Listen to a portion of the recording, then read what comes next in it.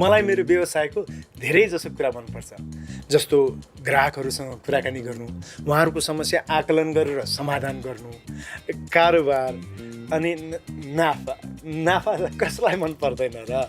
तर मलाई बिजनेसका कतिपय कुराहरू दिक्क लागेर आउँछ, जस्तै हिसाब किताबमा गडबडी, नोट गन्दा गन्दाको हडबडी, ग्राहक सन्तुष्टिमा आनाकानी। त्यसैले त मैले फोन पे बिजनेस राखेको छु। फोन पे बिजनेस एप एउटा यस्तो एप हो जसले मेरो सबै कारोबारलाई एकै ठाउँमा ल्याइदिएको छ। अझ भन्नुपर्दा हातैमा ल्याइदिएको छ अनि मेरो बिजनेस सजिलो बनाइदिएको छ। कसरी? पहिले त युजर नेम र पासवर्ड राखेर एप खोल्ने। युजर नेम बिर्से के हो? केही छैन, युजर नेम बिर्से पनि पहिला एप खोली फर्गेट युजर नेम थिच्ने अनि आफ्नो प्यान नम्बर र मोबाइल नम्बर राखेर कन्टिन्यू गर्ने अनि आएको एसएमएसमा भएको युजर नेम राखी लगइन गर्ने। ए साँच्ची, अब पासवर्ड बिर्स्यो भने के गर्ने? चिन्ता नलिनु, पहिला सुरु एप खोल्ने, फर्गेट पासवर्ड थिच्ने अनि युजर नेम राखेर कन्टिन्यू गर्ने अनि एसएमएस मार्फत तपाईँले 6 अङ्कको ओटिपी कोड पाउनुहुन्छ। त्यो कोड राखेर भेरिफाई गर्ने अनि पासवर्ड सेट गर्ने।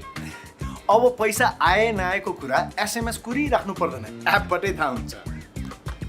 ए थ्याङ्क यू। अब क्युआरबाट पाएको पैसा ब्याङ्कमा जम्मा भयो कि भएन भन्ने कुरा एपबाटै हेर्न मिल्छ।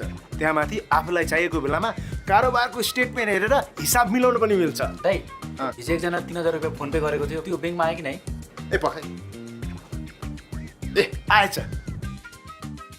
सौजी, मैले अघि नै 500 पठाउनु पर्ने, 5000 गएछ, छिटो हेर्नु न। हो र? ए हो त रहेछ नि। ए आउनुहोस् है।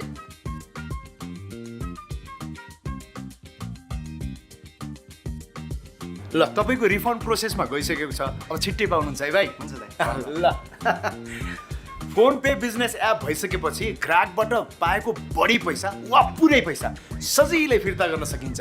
यानि कि ग्राहकहरूसँग गनगन गर्नै परेन।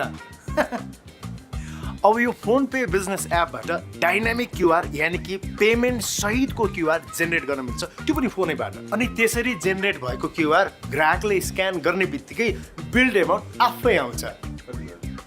ए भाइ एकैछिन, ल थ्याङ्क यू। दाइ, अनि हजुर पसल नहुँदा चाहिँ के गर्ने नि? ए ट्रान्ज्याक्सन कम्प्लिट भएको फुटेज राखिहाल्छ नि। त्यस्तो गर्नु पर्दैन, ग्राहक विश्वास नगरे जस्तो हुन्छ क्या। यो फोन पे बिजनेस एपमा सेकेन्डरी नम्बर भन्ने हुन्छ।